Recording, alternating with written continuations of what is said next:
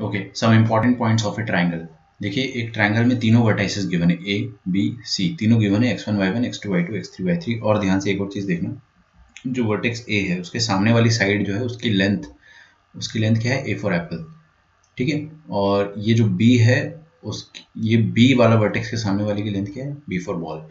बस आपको ये चीज ध्यान रखना है। बाकी अपन देखते हैं चार खूबसूरत पॉइंट होते हैं कोई भी ट्रायंगल में, है ना, जिसको अपन बोलते हैं सेंट्रोइड, इन सेंटर, ऑर्थो सेंटर और सर्कम सेंटर। सेंट्रोइड को अपन जी से रिप्रेजेंट करते हैं, है ना, इन सेंटर को आई से, सबसे इजी इसको रिमेंबर करना है, ऑर्थो सेंटर को एच से, सर्कम सेंटर को ओ से। याद करने की ट्रिक मैं बता देता हूँ आपको, बहुत देसी ट्रिक है। सेंट्रोइड को मैं सेंट्रोइड जी बोलता था, जैसे आप मुझे प्रवीण जी बोल सकते हो। इन सेंटर को तो कुछ भी ट्रिक नहीं है, तो इजी ना, आई से ही रिप्रेजेंट हो रहा है। ऑर्थो सेंटर को मैं हॉर्थो सेंटर बोलता था कि भाई एच से रिप्रेजेंट हो रहा है तो हॉर्थो सेंटर बोल दिया। या तो आप एक और तरीका याद रख सकते हैं कि देखिए ऑर्थो सेंटर क्या होता है, point of intersection of altitude, altitude मतलब हाइट, तो हाइट से एच आ जाता है जो भी, है ना। सर्कम सेंटर को मैं सर्कम सेंट्रो बोलता था, सर्कम सेंट्रो, हैबिट ही ऐसी बना ली थी कि सर्कम सेंट्रो, तो वो याद हो जाता है। तो आप लोग वैसी हैबिट बना सकते हैं। सेंट्रोइड क्या होता है, point of intersection of median, कोई भी ट्रायंगल के 3 मीडियन जहां पर इंटरसेक्ट करेंगे वो हो जाएगा सेंट्रोइड, है ना। और किसी भी ट्रायंगल के 3 एंगल बाइसेक्टर जहां पर इंटरसेक्ट करेंगे वो हो जाएगा पॉइंट ऑफ इंटरसेक्शन को अपन कहेंगे इन सेंटर। सारे हाइट, सारे ऑल्टीट्यूड के पॉइंट ऑफ इंटरसेक्शन को अपन कहेंगे ऑर्थो सेंटर। और परपेंडिकुलर बाइसेक्टर जितने भी रहेंगे ट्रायंगल में, जैसे इस ट्रायंगल के परपेंडिकुलर बाइसेक्टर आप बनाओ तीनों साइड का, जहां पर भी वो मिलेंगे उस पॉइंट को अपन क्या कह देंगे, उस पॉइंट को अपन सर्कम सेंट्रो कह देंगे। अब एक बात होती है कि सेंट्रोइड और इन सेंटर, फर्स्ट और सेकंड, ये हमेशा ट्रायंगल के अंदर ही लाई करेंगे, lies always in the interior of the triangle. चाहे वो ट्रायंगल कोई भी ट्रायंगल हो, हमेशा अंदर ही पाया जाएगा, ठीक है। और ऑर्थो सेंटर और सर्कम सेंटर जो है वो कभी कभी बाहर निकल जाते हैं, ठीक है। तो देखिए क्या होता है, जब एक्यूट एंगल ट्रायंगल है तब वो इनसाइड रहेगा, same in both. Right angle triangle में 90 डिग्री वाला जो वर्टेक्स रहेगा ना, जैसे 90 डिग्री वाला वर्टेक्स क्या हो जाएगा, ये वाला वर्टेक्स जो है वो ortho centre of a triangle हो जाता है राइट एंगल ट्रायंगल के केस में। और सर्कम सेंटर क्या होता है, राइट एंगल के केस में सर्कम सेंटर जो होता है वो हाइपोटेनस का मिड पॉइंट जो होता है वो सर्कम सेंटर हो जाता है ना, बोलने में समझ में, सर्कम सेंट्रो। ऑब्ट्यूज ट्रायंगल में दोनों के दोनों बाहर निकल जाते हैं ट्रायंगल के। याद रखने का एक और देसी तरीका, ओ बाहर निकल गया, मतलब ओ और एच बस बाहर निकल सकते हैं, तो ओ बाहर निकल गया, ठीक है। ओके, नाउ सेंट्रोइड निकालने का फॉर्मूला, अगर अपने को तीनों पॉइंट्स पता है तो क्या हो जाएगा, तीनों का मीन निकालो, x1 x2 x3 y3 y1 y2 y3 y3, आ गया सेंट्रोइड, इजी। इन सेंटर निकालने का तरीका क्या होता है, देखिए आप क्या करें, ये साइड ए दे रखा है आपको, तो ए के सामने वाला कोऑर्डिनेट क्या है, x1, तो a इंटू x1।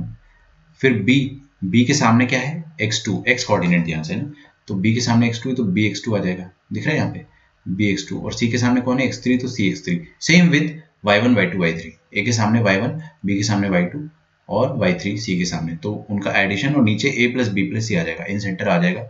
फॉर्मूला याद रहना चाहिए फर्स्ट एंड सेकंड। थर्ड और फोर्थ में आपको फॉर्मूला, मतलब ऑर्थो सेंटर और सर्कम सेंटर में फॉर्मूला याद रखने की जरूरत नहीं है। ऑर्थो सेंटर कैसे निकालेंगे अपन, कि आप कोई भी दो ऑल्टीट्यूड की इक्वेशन निकाल दो, भाई ये ट्रायंगल है आपके पास, ऑल्टीट्यूड नंबर 1 की इक्वेशन निकाल दो, ऑल्टीट्यूड नंबर 2 की इक्वेशन निकाल दो। निकालना बड़ा आसान है ऑल्टीट्यूड की इक्वेशन, क्योंकि ये वर्टेक्स सारे दे रखे हैं आपको, तो तीनों खूबसूरत पॉइंट है अपने पास, तो ये बीसी का स्लोप अपने पास होगा, और बीसी के परपेंडिकुलर है पहला वाला ऑल्टीट्यूड, और एसी के परपेंडिकुलर है दूसरा वाला ऑल्टीट्यूड, तो नेगेटिव इनवर्स करके आप दोनों के स्लोप लिख देंगे, दोनों की इक्वेशन लिख देंगे, सॉल्व करो दोनों इक्वेशन को, दो ऑल्टीट्यूड जहां पर इंटरसेक्ट हो रहे हैं वही हो जाएगा आपका ऑर्थो सेंटर, ठीक है। और उसी तरह से right the equation of any two perpendicular bisector, क्योंकि भाई ये point of intersection of perpendicular bisector है ना, तो कोई भी दो परपेंडिकुलर बाइसेक्टर, ध्यान रखिएगा परपेंडिकुलर बाइसेक्टर और ऑल्टीट्यूड दोनों अलग अलग होता है ना। परपेंडिकुलर बाइसेक्टर मतलब जो बाइसेक्ट करे हो परपेंडिकुलर भी हो, जरूरी नहीं हो कि वो ऑल्टीट्यूड होगा, हो सकता है वो ऐसा हो। तो आपको पहले परपेंडिकुलर बाइसेक्टर की इक्वेशन लिखना और दूसरे की, लिखना बड़ा आसान है। ये पॉइंट ए बी सी अपने को पता है, तो बीसी का मिड पॉइंट अपन निकाल लेंगे, मान लीजिए ये एम हो गया।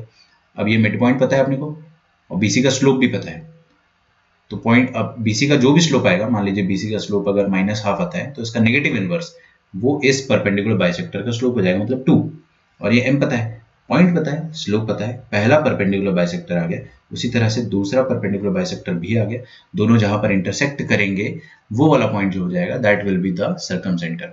ठीक है, चलिए इसको मिटाता नहीं हूं, आगे बढ़ते हैं। इंपॉर्टेंट पॉइंट्स देखिए, कोई भी ट्राइंगल में जो सेंट्रॉइड होता है वो मीडियन को 2:1 के रेशियो में डिवाइड करता है, खत्म, बस इतनी सी बात है। Centroid always lies on the median obviously, और मीडियन को वो 2:1 के रेशियो में डिवाइड करेगा। गलती क्या करते हैं बच्चे, गलती करते थे कि इसको 2:1 को ऐसे लिख देते, ना ना ना बेटा, आपको 2 वाला जो रेशियो है ना वर्टेक्स के नजदीक लिखना है। जैसे कि 2 है तो वो a के नजदीक आएगा, दिख रहा है, समझ गए ना आप लोग। आगे बढ़ते, एक और पॉइंट होता है कि कोई भी ट्राइंगल में HGO मतलब H मतलब क्या हो गया, ऑर्थोसेंटर, सेंट्रॉइड G और सर्कमसेंट्रो, बोलते आ रहा है आपको, है ना, सिंपल देख के।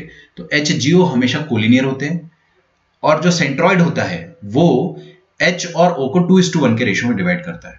तो HGO आप HBO से भी याद रख सकते हो, इसको थोड़ा मिलता जुलता है। तो HGO को ये 2:1 के रेशियो में डिवाइड करता है, दिख रहा है, 2:1 के रेशियो में डिवाइड करता है। H वाले में 2 आएगा, ध्यान रखना, ऐसा मत कर देना 2:1, गलती हो जाएगी ना। 2:1 मतलब HGO से ही याद रखना, H पर 2 और O पर 1। हाँ जी, reflection of a point about a line निकालने का तरीका। किसी भी पॉइंट का लाइन के अबाउट रिफ्लेक्शन अपन कैसे निकालते हैं, तो देखिए अपने को लाइन की इक्वेशन गिवन रहेगी और पॉइंट गिवन रहेगा। अब अपने को उसकी परछाई निकालनी है, परछाई का कोऑर्डिनेट निकालना है, तो उसके 2 तरीके मेरे पास, लेकिन फंडा एक ही है। फंडा क्या है, आपको ध्यान रखना है कि जो भी परछाई होगी, जो भी ऑब्जेक्ट होगा आपका या पॉइंट होगा, और उसकी एक मिरर होगी, सॉरी उसका एक मिरर इमेज होगा। तो इमेज को अपन ने P' बोल दिया और अपन ने पॉइंट को P बोल दिया, P', समझ आ रहा है। और मिरर की इक्वेशन, मिरर भी एक लाइन है और उस लाइन की इक्वेशन गिवन है। और एक और चीज ध्यान रखना है कि जहां पर ये P' वाली जो लाइन है वो मिरर को कट कर रही है, वो फुट ऑफ परपेंडिकुलर कहलाएगा। फुट ऑफ परपेंडिकुलर को अपन F कह देंगे, है ना, फॉर सम ऑब्वियस रीजंस। तो आपको ध्यान रखना है कि जो P' वाली लाइन है, ग्रीन वाली लाइन, वो मिरर के परपेंडिकुलर है, मतलब L के परपेंडिकुलर है। और ये वाला डिस्टेंस जो है PF और FP', PF और PF', ये दोनों इक्वल होंगे भाई। ऑब्जेक्ट का मिरर से डिस्टेंस और मिरर का इमेज से डिस्टेंस बराबर होता है ना। तो ये बस 2 आपको फंडे यूज करने हैं। तो इक्वेशन देखते हैं, find the reflection of the point this about the line this. Pause करके आप लोग खुद से सॉल्व करने का प्रयास करें। आई होप आपने ट्राई किया होगा। जैसे भी तरीके देखिए 2 है मेरे पास, मेरे ख्याल से मेरा पर्सनल फेवरेट जो है वो मेथड नंबर 2 है। इजी, याद रखने की भी जरूरत नहीं है, कुछ भी नहीं है, और it comes naturally to the brain. But मैं मेथड नंबर 1 भी बताऊंगा, थोड़ा ज्यादा स्टाइलिश है। देखो आप क्या करो, मेथड नंबर 1 में क्या होता है कि पॉइंट F जो होता है ना, फुट ऑफ परपेंडिकुलर, उसको आप जबरदस्ती कुछ भी लिख दो।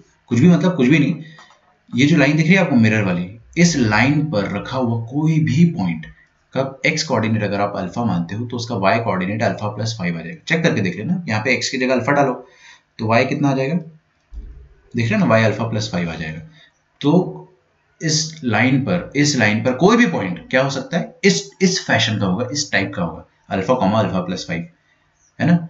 अच्छा, तो alpha comma alpha plus 5 type का ये फुट ऑफ परपेंडिकुलर आएगा। और आप ध्यान से देखेंगे ये जो PF लाइन है इसका मैं स्लोप लिख सकता हूं, क्यों, क्योंकि दोनों कोऑर्डिनेट पता है। तो y2 माइनस y1 दिख रहा है आपको, अल्फा प्लस 5 माइनस 2 कितना आ जाएगा, अल्फा प्लस 7, और अल्फा माइनस 1 ये आ जाएगा। और ये वाला जो स्लोप होगा वो इस वाली मिरर का नेगेटिव इनवर्स होगा। अच्छा, मिरर का स्लोप जो है वो मैं 0 सेकंड में बता सकता हूँ, 1। देखिए आपको माइनस a/b, तो 1/-1 का नेगेटिव, और इसका नेगेटिव इनवर्स क्या हो जाएगा, -1। तो ये वाला जो PF का स्लोप है वो क्या हो जाना चाहिए, -1। तो यहां से आपको अल्फा पता चल जाएगा। अल्फा पता चल गया मतलब फुट ऑफ परपेंडिकुलर पता चल गया।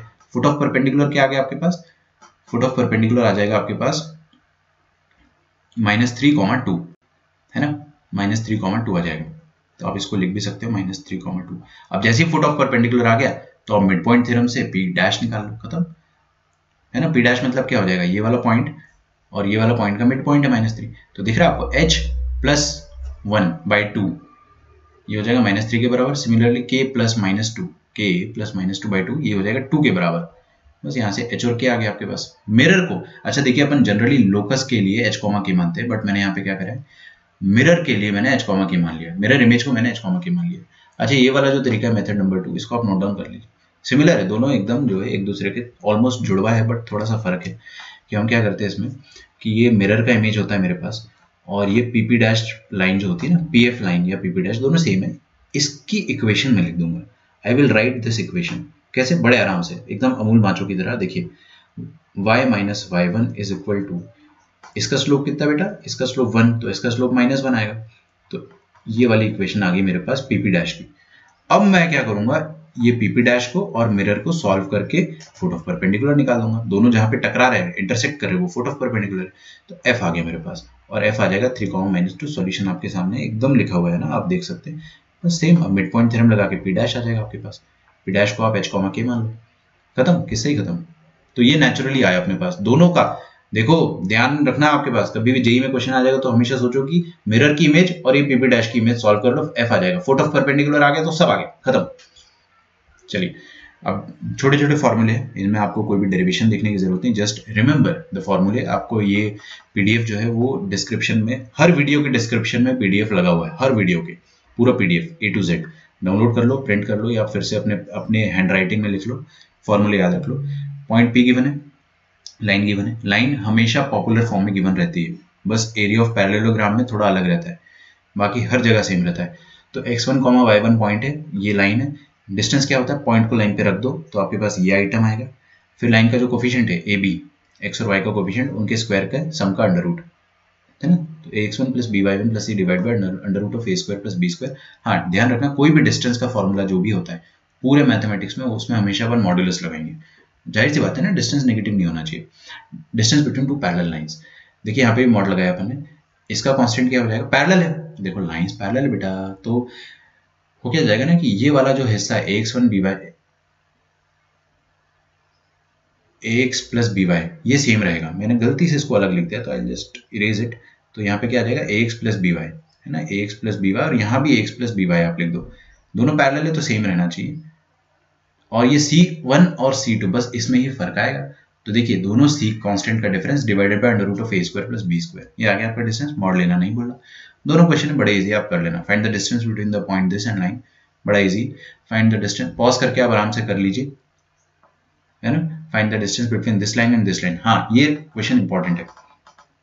Both lines are parallel. देखिए यहाँ पे 6x प्लस 8y है, और यहाँ पे 3x प्लस 4y है। They are definitely parallel, but coefficient same बनाना पड़ता है पहले। तो आप क्या करो, ये वाली लाइन को 2 से मल्टीप्लाई कर लो, या इसको हाफ से डिवाइड कर लो, व्हाटएवर। मैंने क्या करा है, पहली वाली लाइन को 2 से मल्टीप्लाई करके पहले दोनों की शक्ल, जो दोनों का ax प्लस by है, वो सेम बनाया। फिर कांस्टेंट कांस्टेंट आ गया, उसके बाद c1 minus c2 upon root over of a square plus b square.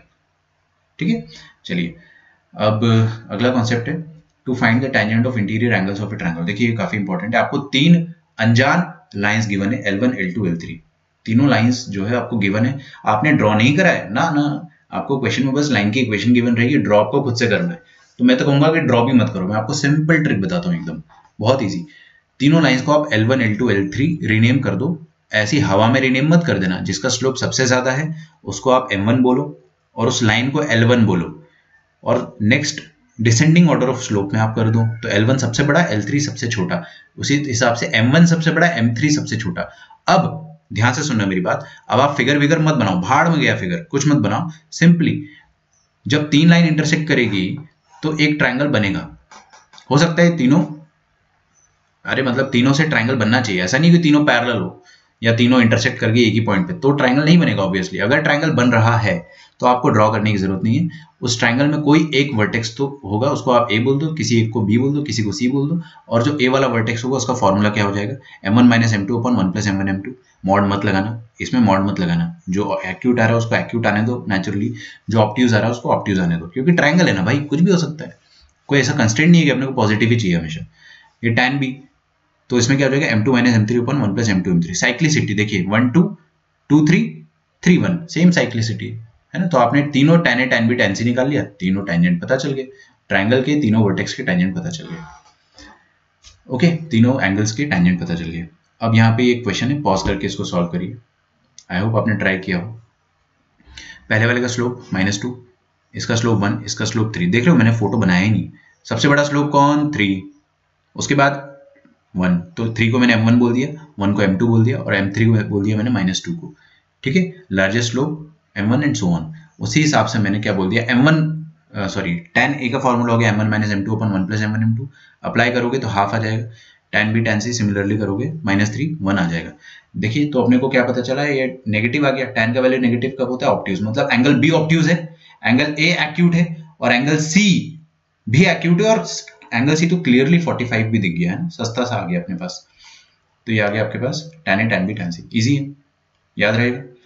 उसी के लिए तो अपन रिवीजन कर रहे हैं। एरिया ऑफ पैरेललोग्राम, देखिए एरिया ऑफ पैरेललोग्राम निकालना, उसका फॉर्मूला ये होता है, खत्म। बट लाइन हमेशा y equal to mx plus C format में होना चाहिए। लाइन का format y equal to mx plus C होना चाहिए, याद रहेगा। बस एक ही चीज़ आपको याद रखनी है कि सारे फॉर्मूले में बस ये एरिया ऑफ पैरेललोग्राम का फॉर्मूला डिफरेंट होता है। तो देखिए इसका स्लोप m1, इसका भी m1 होगा, ऑब्वियसली पैरेललोग्राम में ऑपोजिट साइड पैरेलल होती है, ये m2 m2 होगा, बस c1 c2 d1 d2 का फर्क है। तो वही फॉर्मूले में भी यूज हो रहा है, c1 minus c2 upon c1 minus c2 into d1 minus d2 upon m1 minus m2। याद रखिएगा, इसको एक जगह लिख लीजिएगा, पीडीएफ डिस्क्रिप्शन में है वंस अगेन।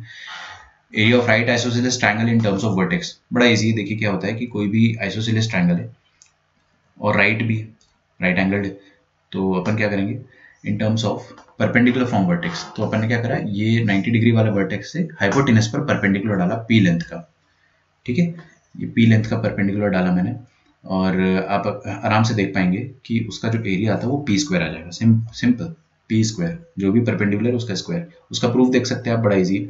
ये अगर p है तो ये सर्कम सेंटर होता है। आपको अगर यहाँ पे एक सर्कल बनाना हो इमेजिनरी, तो सर्कल ऐसा बनेगा, और सर्कल का जो सेंटर आएगा वो ये वाला पॉइंट आएगा, दिख रहा है आपको। मैं आपको ऊपर लिखा चुका हूँ, circum centre right angle triangle में क्या होता है, मिड पॉइंट ऑफ हाइपोटेनस। तो mid point of hypotenuse centre हो गया है ना। तो ये रेडियस हो जाएगा, ये रेडियस हो जाएगा, और ये तो रेडियस है ही है ना, सेंटर से सर्कमफेरेंस तक टच हो रहा है, और ये p है तो ये सब p हो जाएंगे। तो हाफ बेस कितना हो गया, p plus p two p into height कितना हो गया p, half base into height कर दिया अपन ने, तो अपने पास एरिया ऑफ ट्रायंगल आ गया p square. Area of equilateral triangle in terms of median angle bisector perpendicular bisector या ऑल्टीट्यूड। देखो इक्विलेटरल ट्रायंगल में median angle bisector perpendicular bisector altitude सब सेम होता है, एक ही लाइन होती है।